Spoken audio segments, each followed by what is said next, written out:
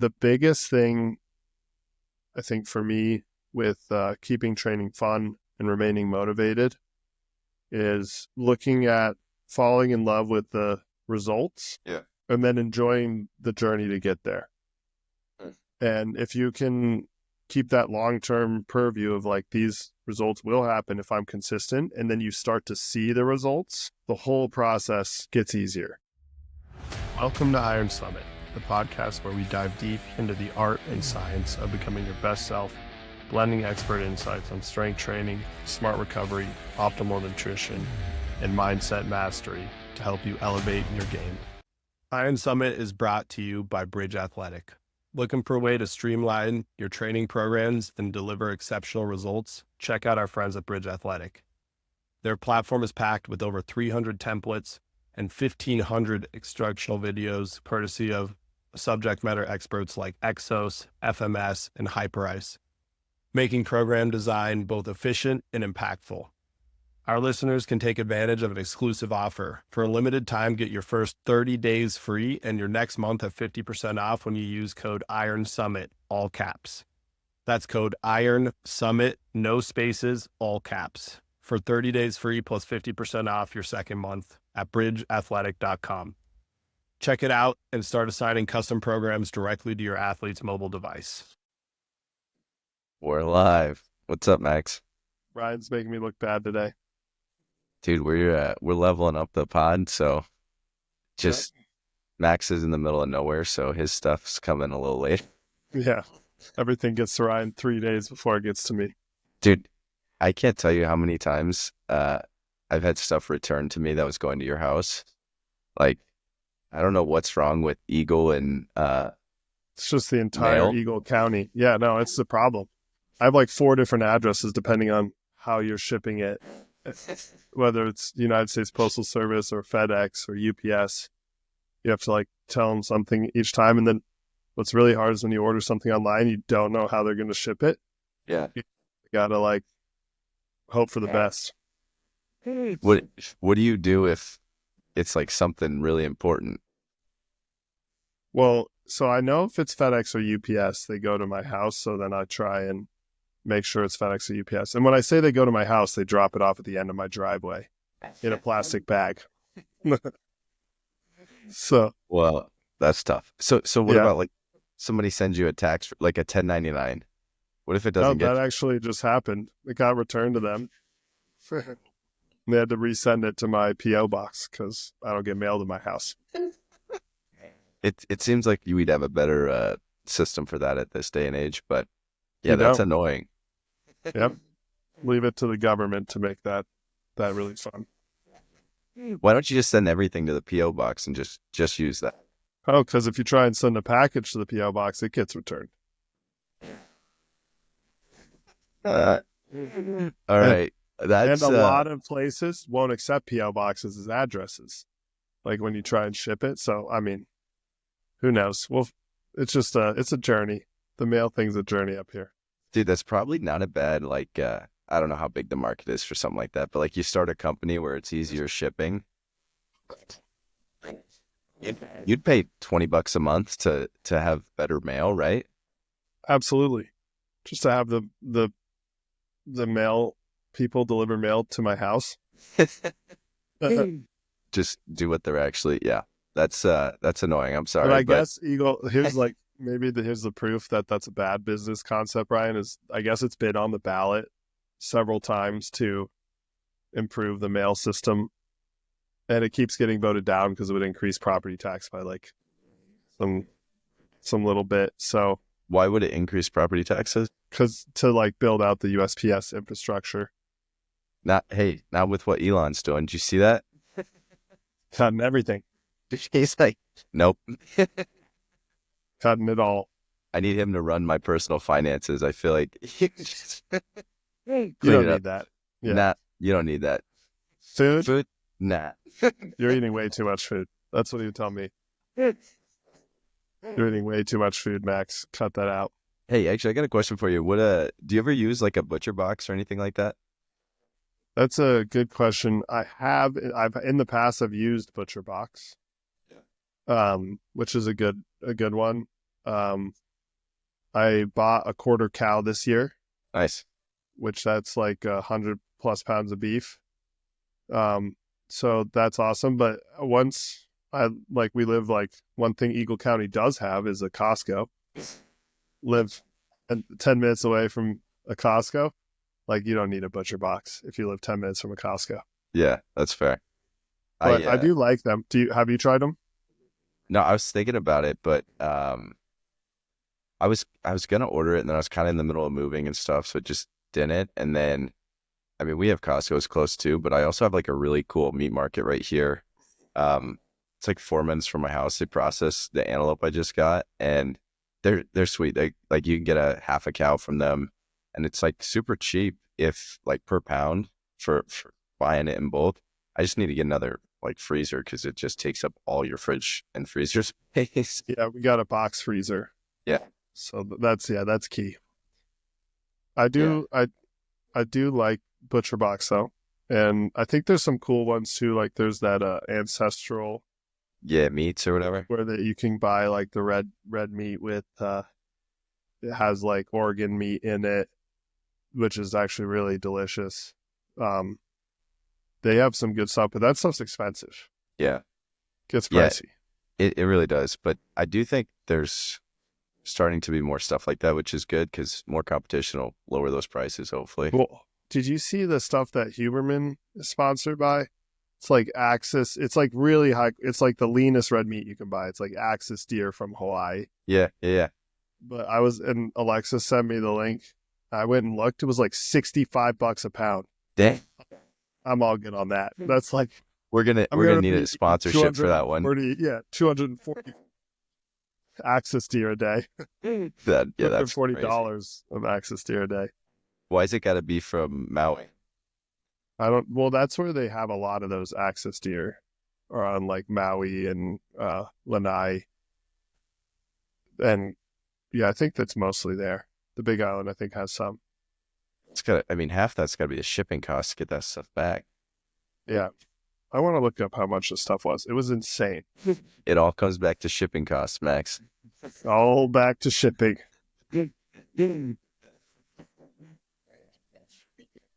Yeah, Maui Nui venison.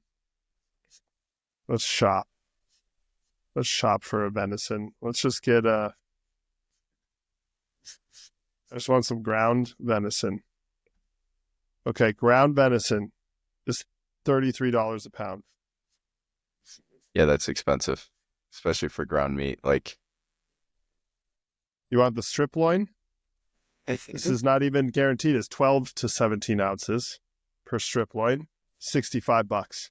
that's a big range, dude. Yeah, that's like your price per dollar is changed by 40%. Yeah, that's crazy, dude. I just don't think that's realistic. But you go to Costco, No. you get some high quality meat for good price, and you can eat in bulk without, breaking your complete budget. Yep, Costco is key. And buying the quarter cow is Yeah, it's a good way to do it too. nice. I think that's sweet. All right, so let's dive into it. I guess thinking about this topic because we were getting ready for this, and like obviously, I don't know, the short answer to this is probably not the fun answer, but what do you do to like mitigate when you're not feeling, sometimes you're super motivated, it's fun, like training's awesome, and then some days you're just dragging. It's a chore to get up and get your workout in, get everything else you got going on, especially probably hits home with you a little bit right now with little sleep, a lot going on at home with the new baby and everything. Yeah, that's a great question. A great topic, because I think it's something people struggle with a lot. So two things. One is I've trained myself to know that the consistency is what makes the training really effective. Yeah. So even if I try to tell myself that, like, just go get it in. Yeah. You got to stay consistent. And I do think once you've done that for long enough and you see the results from being consistent, then even on the days where you're less motivated, you can kind of find a little bit of motivation to maintain the consistency. Second thing I tell myself is You don't like on those days, you don't have to go kill it. Do your best. And sometimes you'll surprise yourself. Like yesterday, I wasn't not motivated, but I didn't have great training energy. I was like, this is a leg day. Just like tired going into the workout, and then had a phenomenal leg day. Like, so sometimes you'll surprise yourself. If you just get in there, start moving, you could end up having a good workout. And I have a couple other thoughts, but want to hear how you think about it. Yeah, I think you kind of touched on it, but like the first thing is, I think when you build that habit, it's a lot easier to do, where it's just like, hey, I'm doing this regardless of how I feel. Um, Not that that's like always foolproof, but like I think it is a skill to be able to just like do what you don't want to do. And like I For think sure. years of wrestling and cutting weight like kind of teaches you that too, where it's like, hey, I feel like crap. I really don't want to, work out, but it's also like you're 8 pounds overweight. You better go start working out. Uh, but I think the next thing too is something that I'm trying to do better with other stuff too, is like you're taking like this daunting task where it's like, hey, I really want to get like this is important to me. I want to get a good workout in, and maybe a time constraint or like, and then you're just not feeling good or whatever. It's like, just show up. And usually once you start warming up, kind of like what you were just talking about with legs yesterday, like Yep. once you start doing something, like usually your body kind of gets into the groove of it and rhythm of it. I think about that with like, I don't know, you start to like, hey, I want to clean my room. It's like, seems like a huge task to like reorganize the whole closet or something. It's like, start putting your socks away. And then you're like, oh, this was easy. And then you start snowballing that momentum. So I think start small. And then I think, like you said, it was a great point of focusing on like, hey, I can get something in, which is a lot better than nothing. Um, but then I think there's stuff that like some other levers that I'm sure we're going to talk about that you don't want to do all the time, but like good music, rip a lot of caffeine. I think training with a buddy. Caffeine's the key. Yeah. Training with a buddy's. Yeah. And I'm not saying you don't do that all the time. I'm just saying like, I think that's holds you accountable too, is having somebody else there. Cause it's like, hey, you're showing up regardless of how you feel. You got somebody else holding you accountable through that. I think having a program you're following is a huge priority with this, because it's easy to go into a gym when you don't feel good and be like, okay, I'm just going to do what I kind of want today, skip some exercise, do whatever. But it's like, this was already planned out. This is what I got to get done. Like, don't care how you get it done, go get it done.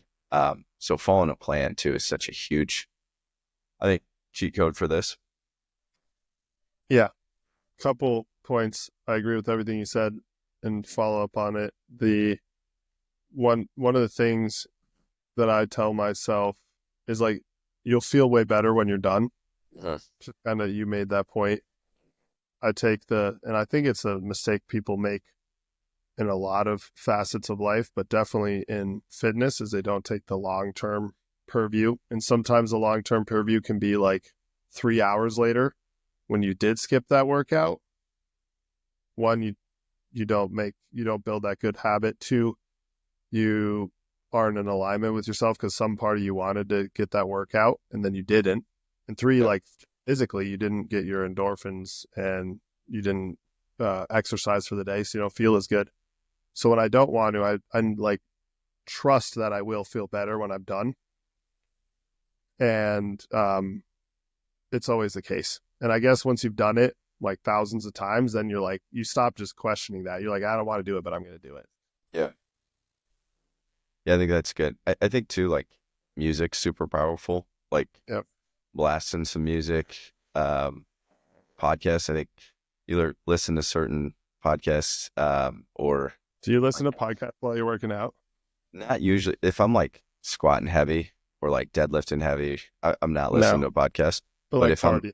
cardio or like Yeah. towards the end of a workout, if I'm Okay. doing some accessory stuff, maybe I'll throw on a podcast if I'm getting sick of music. But like definitely cardio. Love listening to a podcast, Yeah, especially if that it's like makes it something go slow. way faster. Yeah. I try. I was gonna, because I know some people that do listen to podcasts while they lift. Yeah. I like can't do it. I Like can do it for accessory stuff, not for like if I'm like I start doing losing it main every movement, I set. can't. I just like whatever was happening during the podcast, I don't hear. That's fair. I think it's good.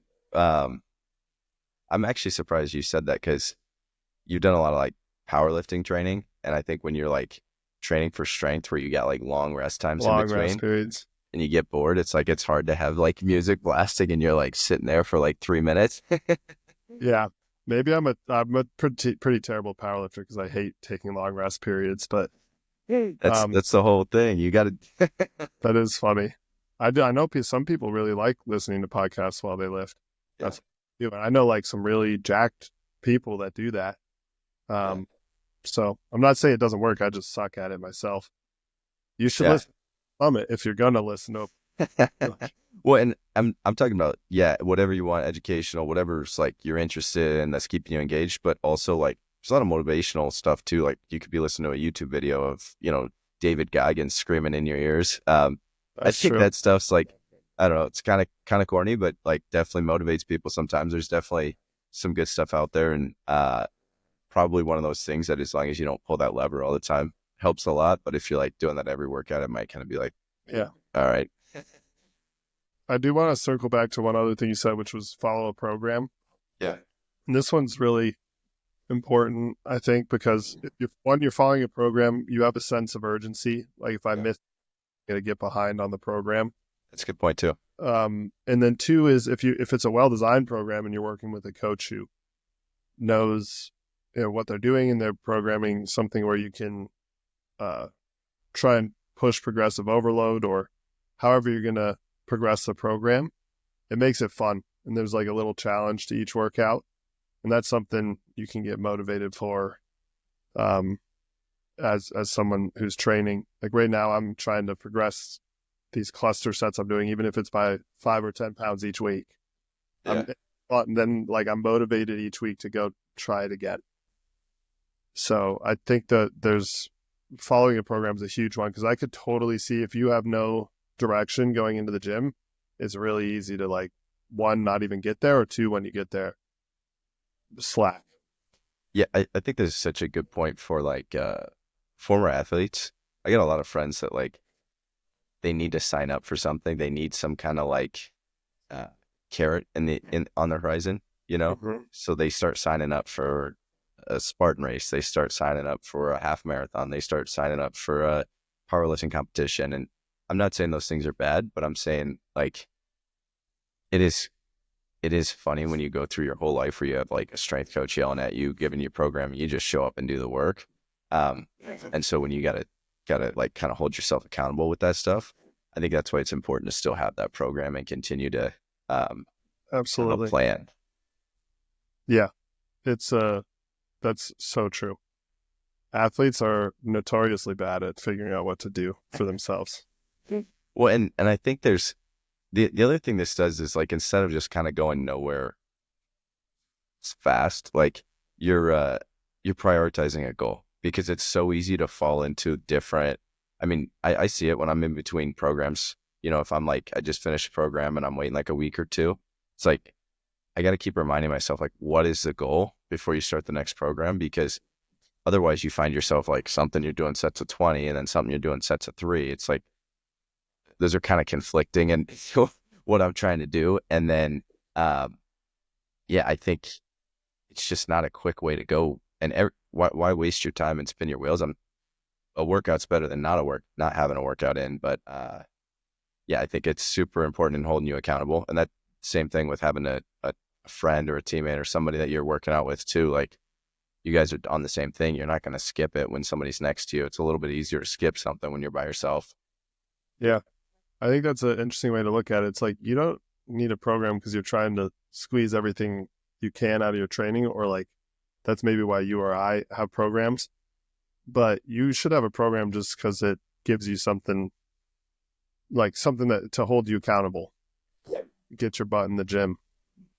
Well, and it keeps you on track on your goals. I think about it with like a lot of different things in life, and it's like if you write down like your top 5 priorities and then you write down like your top 5 places where you spend your time, and those aren't aligned. I think that happens a lot because we don't like go back to big picture. I think people get caught up in like the little details in the weeds a lot, myself included. And I think that that's why you have to have some kind of guardrails of like, or some kind of accountability of going back to like, what am I actually trying to accomplish here, instead of just like swaying with the wind. Yeah, that's a really great point. I wonder how much of effective programming is because of that versus how effective the program is. Well, I also think it's so much easier to like feel like, yeah, I did this weight last week. You'll throw it on again this week. But if you're writing your stuff down and like, you're like, hey, I hit this last week, I need to go up this week. It's another layer of accountability where you're competitive with yourself there, instead of, it's like right in front of you. Hey, I actually did this last week. I need to show some kind of progress. I need to throw on more weight or do more reps for this exercise, or else I'm just Yep. staying the same. Which it's a lot easier to like not do that without having a program where you're writing it down, able to see everything, and kind of understand the progress week by week. Yeah, I think that's a super good point. Should put it in Bridge. It's what you should do. Bridge is awesome. My favorite thing about Bridge, man, it's so good that it's on your phone, because it's so easy to like, I don't know, you're hectic, like your day gets hectic and you're just like, you go to the gym after, or you're like on your way home, you drive to the gym and it's like, oh crap, I forgot my training program. It's like, well, you always have your phone on you. Yeah, no And if excuse. there's no excuse. And if you're like old school person that wants it on pen and paper, you can always just print it out and have it on your notebook and pen and paper. Like, yeah, I think the accessibility of having it anywhere, it's like, you can't just be like, oh, I forgot my plan today. It's like, it's right there. Yeah, You got it. it's right there. You got your history. Yeah, there's some awesome functionality in there. One thing I do want to make the point is that you can advance week to week in so many different ways, and you can have so many different goals. If it's lifting specifically, you can do more weight. We've talked about this a lot. You can add reps, add tempo. You can clean the movement up, maybe do a better range of motion. Like there's so many ways to progress week to week. And I think that's a fun way to look at training, is like, I'm just going to get a little bit better at it each week. And then the better you get out of movement, the more you can figure out ways to progress it, because you're now mastering a movement. So I think that's another good way to look at it, is you can progress it in so many different ways. It's really, the more you do it, I feel like the harder it is to get stale, because you're like, you're getting into all these fun little nuances. And maybe that's just because I'm a meathead and I'm weird for thinking that. No, I think that's so true. I think of like, if you just do the same exact workout every single, like on Monday, you hit this workout, Tuesday, you hit this workout, Wednesday, you hit this, and you do that just week after week after week, it's like, it's going to get stale. Nobody's going to like doing that. And so like going through different phases and different programs, one, it's better for like a novel stimulus. You're training different things, probably more muscle balance. You're not overbalancing something because of a certain program.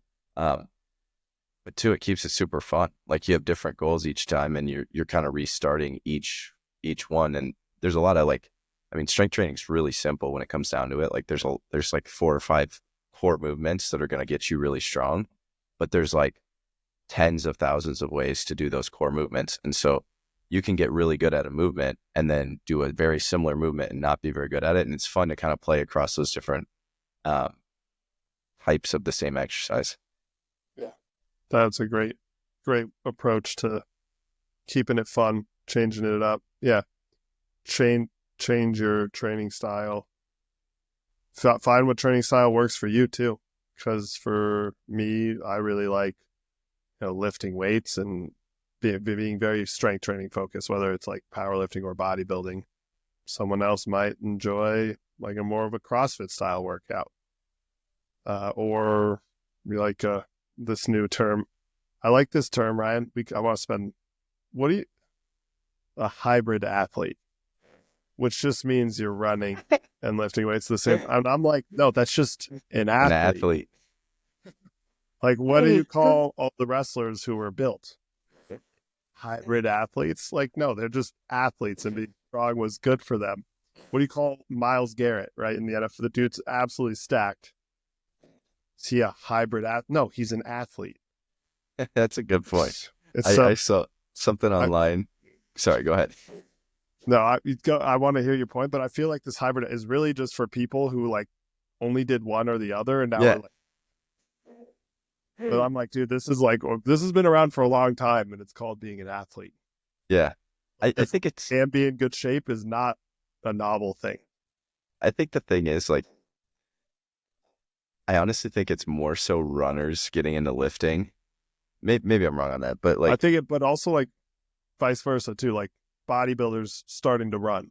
yeah. It's like the I saw something that was like hybrid athlete. So you're a bad runner and you're really weak at lifting. yeah, yeah. I've seen those too. It's like mediocre lifter, shitty runner, Yeah. hybrid athlete.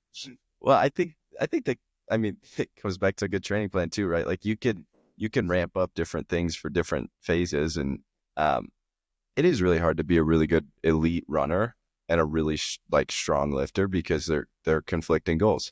But there's like definitely ways that you can do it to be more balanced between the two. It's like a sliding scale for sure. And Yep. I think like I never want to be just full runner or full lifter. Like I definitely want to have cardiovascular health and like resistance training. I think that's super important and healthy. But I do think there's a lot of people that are like one or the other. And so then they start dabbling with hybrid athlete.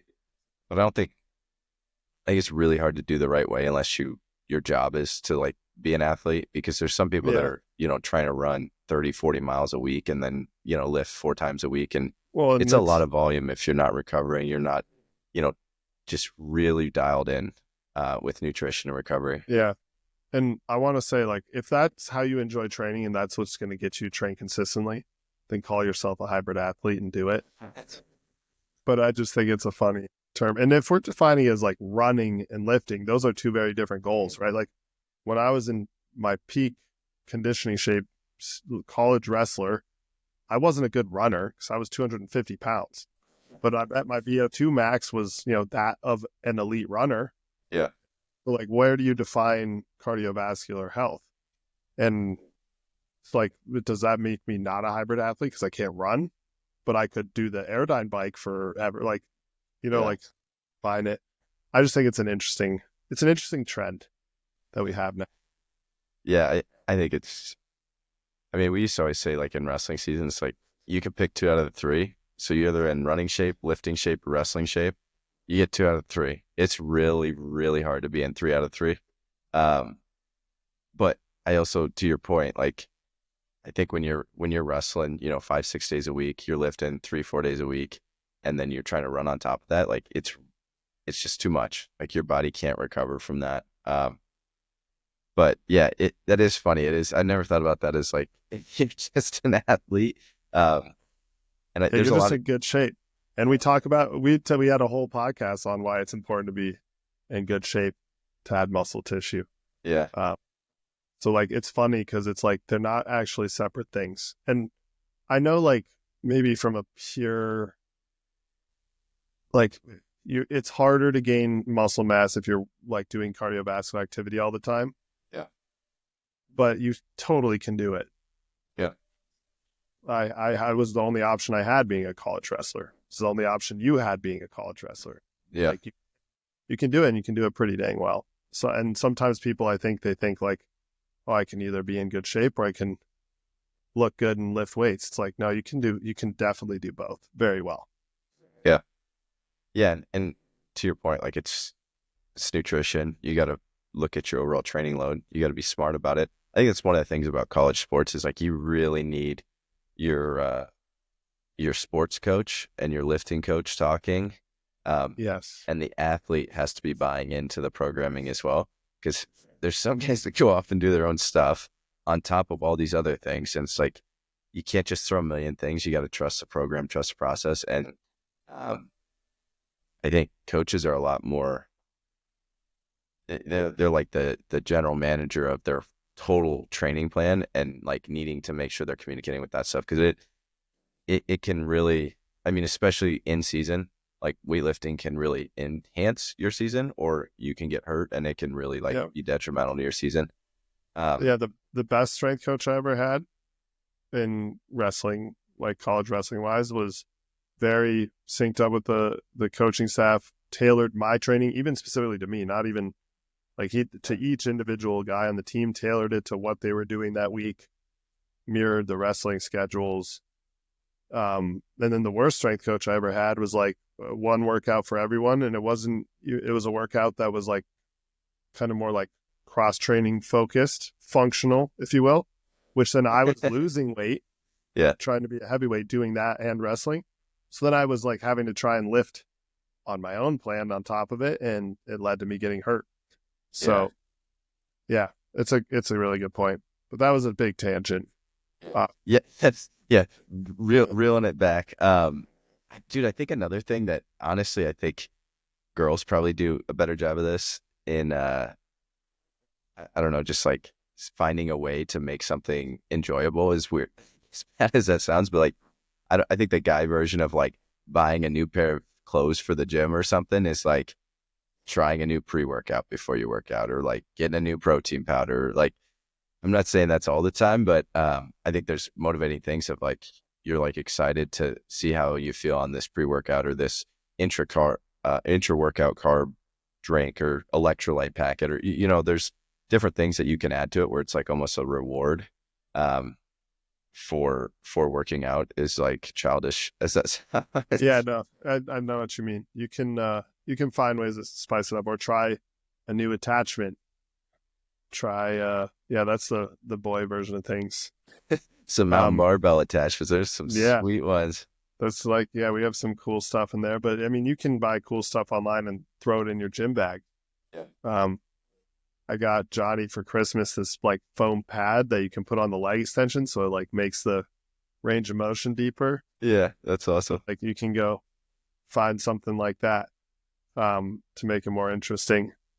And then I think back to our original topic, I'll stop getting us off in tangents now, is the biggest thing I think for me with keeping training fun and remaining motivated is looking at falling in love with the results.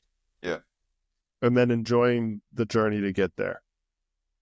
And if you can keep that long-term purview of like these results will happen if I'm consistent, and then you start to see the results, the whole process gets easier. Where I think people really is they never do it for long enough or consistent enough to see the results that they desire. And then the cycle breaks, then training gets stale. Whereas if you can stay focused on the results, have fun doing it, do all the things we just talked about, have a program, change things up, buy yourself a new pre-workout every once in a while, whatever it is, then the whole process becomes really fun, and you remain motivated because there's something at the end of the line. That's the results. That's getting what you want. And I always like one of my favorite things in the world is helping people realize that and then see like, oh, I can achieve the look I want. Or if we're like in wrestling, like get a kid on the podium or winning a state title, that you do that once, then it gets easier to do it again and again and again. I think it's such a good point. It's like thinking about your why. I know that's such a like cliche thing, but like why you're doing this, like visualizing where you want to be. And I think that's super motivating in and of itself of like, this is why I'm doing this. I'm not just doing this just to like torture myself or just because I like some random person told me I should be doing this for heart health or something. It's like, this is what I want. This is like what I'm trying to get to. Yeah. And then, like you said, I think over time you start to enjoy that.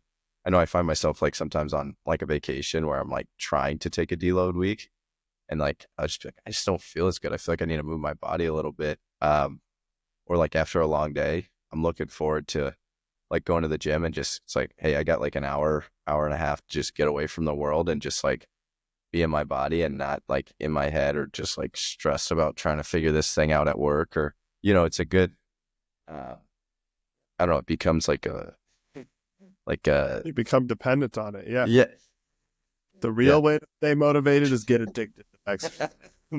And then you just have to do it. There is a weird line of like, you gotta keep it in check because there are definitely extremes, Oh, just for like sure. anything. And it's better than like I don't know, like a heroin addict, right? It's like a healthy extreme, but You there's can take definitely it a too line. far for Yeah. sure. You got to make sure you're doing it in a healthy way. If you're running to the point of like our friend Mike Mayo, he ran himself to the point of having his, what's that called, right? His bones degrade. Osteoporosis. Bingo. Thank you. Yeah. Like there's definitely, like, you can have it be really unhealthy, or you can uh lift really hard, like too hard and with incorrect form, and you end up with serious injuries. One thing, if you are resistance training correctly, it's pretty hard for it to be unhealthy. Now you can go and start taking a bunch of steroids and then, like, get addicted to that. And then now you lost the end goal somewhere along the way. But there are extremes, but I do agree with, like, if you're going to have an addiction, which I guarantee you and I are both very addicted to exercise, that's probably the best one to have. I got a question for you. Um, Something else I was thinking about with this topic is like, I mean, probably the best approach, most sustainable approach, best like long-term thing that you can be consistent at, and proper programming, right? Is that, I mean, these should be hard workouts, but you should also feel like energized from these and be able to recover by the next day. Um, so I struggle with like, I do think, I don't know. I think there's a huge part of this. Like you need to train really intensely if you're trying to put on muscle. I think that's important. There's no like substitution for working hard in the gym. But at the same time, like if you're constantly fatigued, constantly unmotivated, like you got to be smart about your training and you got to make sure you're following the right plans because going in there and crushing yourself, like you could be super sore if you just tell somebody go do, 1,000 burpees. It's not super hard to do 1,000 burpees. You're not gaining a whole lot from Right. it, but you're going to be sore as crap the next day. You're going to feel horrible. So just because you're like getting really tired or getting like just chasing a pump in the gym doesn't mean it's like a great workout. I do think there's times where you feel accomplished. You're like, oh, I feel really good because like my legs don't feel so good right now, or like I'm sweating through my shirt. But that doesn't like, I'm not saying that means it was a good workout or bad workout, but that doesn't, I think chasing that is usually the wrong thing to do. I think that it's a great point and super well said. And there's like, you can make anything hard, right? You can hand someone 30-pound dumbbells and be like, bench these until your arms fall off. Do 5,000 reps, right? Right. That's not really accomplishing much. That's where a couple points here. One, I think that's where good programming does come into play. And if you're working with a really good coach or you have a really good program, it's going to be like, you're going to have some guardrails up as to not making it too unhealthy. That being said, I think most people, and we do talk about this a lot, probably lean away from that being the issue. Yeah. They're not training hard enough to really get to that point. But there are some people where that is the issue. I think, like, I've thought about this point a lot too, Ryan, and I think that you have to train hard enough for long enough to know what that feels like. Painful, like, bad spot. And then you can kind of train safely somewhere in between. But you also have to, like, mentally, like, I know, like, there's practices and you went through in college wrestling that were probably by no means physically good for you, Right. but they were mentally good for you Yeah. That's a good point. because you learn where is an RPE 10, which I think a lot of people don't actually know. So I think you got to get there sometimes. But if we're talking about like actual health and progressing a program, then yeah, I think it's not going to do you anything to go RPE 10 in every set, and you're just going to end up hurt and injured or sick all the time. It's definitely something I struggle with. Like I have learning how to find that balance. Yeah. Well, and I think too, like, I don't know if you did this when you were younger, Max, but I remember, being in middle school, high school, and being like in the off season or something. It's like every week you're retrying a max. You're like, you benched max on Monday, and then the next Monday Yeah. you're like, I'm gonna try to max again. It's like, that's not how you build your bench, man. Like, that's not the No. right way to do it. Um, and so like the thought process is there, of like, hey, I'm trying to push myself. But I think that's, and this, I don't know how this turned into like a follow programming, but like, I think it just keeps coming back to like, you got to make sure you're on the right path um, of proper programming. And there's times to max out. You got to test yourself. You got to like look for those strength gains, but also like if you go 100%, 100% of the time, it doesn't work well. And like, do you want to talk quickly, like how you peak for a powerlifting competition? Because that's you're going for a true max where you're gonna fail probably on your third Third attempt. attempt. Yeah. But you can't do that for 12 weeks or whatever leading up to it without just totally injuring yourself Yeah. every single week. Yeah. It's a great question. So when you're prepping for a powerlifting meet, you basically, and you don't start maxing either. Like you kind of start at about 12, 16 weeks out, and you start at much lower RPEs. And this is where powerlifting, like, there's no wiggle room in powerlifting. Like in wrestling, you can be a little fatigued and figure out how to beat your opponent. Like you're not going to squat your max if your central nervous system isn't Yeah. like perfectly primed. Um, but you start much lower RPEs, and you kind of throughout to avoid injury and overtraining, you don't squat at RPE 10 until like probably 3 weeks out. You start getting in that range. You maybe have a couple attempts at a true RPE 10 for singles. Maybe you're doing a couple doubles and triples at RPE 10 several weeks, 4 or 5 weeks out. Maybe take one RPE 9, RPE 10, couple singles of each movement. And then the week before the meet, you sit there and do like very little, like moving 50% of your 1 rep max to let your central nervous system fully recover. And then you go attempt to do a true RPE 10 in each of the 3 movements. But the point, like one thing I've learned from powerlifting training is like it's weird, like to get strong, you shouldn't be training at your RPE 10 very often. Yeah.